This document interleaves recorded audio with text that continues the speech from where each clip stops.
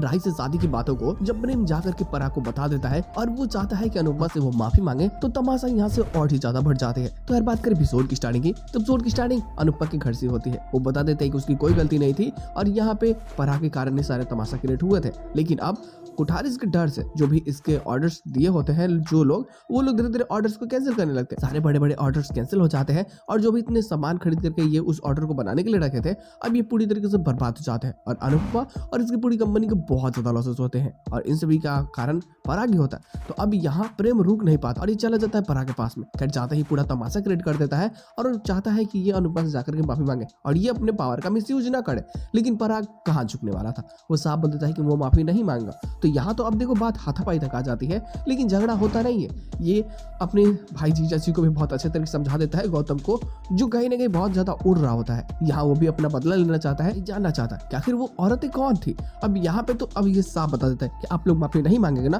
तो मैं एक बात बताता हूँ।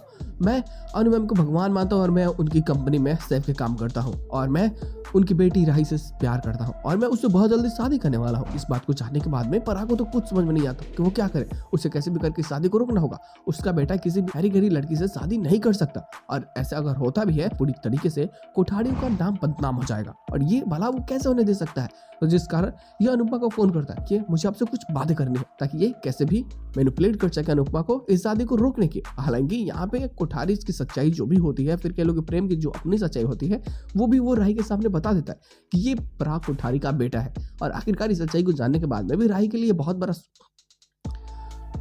अब ये सच्चाई राही के लिए कहीं सदमे से कम नहीं होती है। उसे भी सब कुछ पता होता है। अब वो चाह के भी मतलब कोठारी को इग्नोर नहीं कर सकती। जो भी बेइज्जती हुई, जो भी परिवार में तमाशे हुए, अब इसको भी लगता है कि ये सबका थोड़ा सा गुण प्रेम में भी है। आगे जाकर के हो सकता है कि तमाशा क्रिएट हो जाए, लेकिन ये पूरी तरीके से कोशिश करेगी कि जो ये दूरियां हैं, इन दूरियों को खत्म किया जा सके। तो इसके लिए वो प्रॉपर प्लानिंग बनाएगी बहुत सारी, जो आगे जाकर के हमें देखने को मिलने भी वाली है। तो मजा तो आएगा ही ना।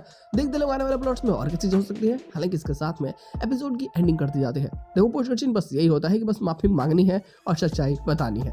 मजा आने वाली है। तो बस आज के एपिसोड बस इतना ही। हम लोग मिलते हैं बहुत जल्द किसी नए वीडियो के साथ में। तब तक के लिए बाय।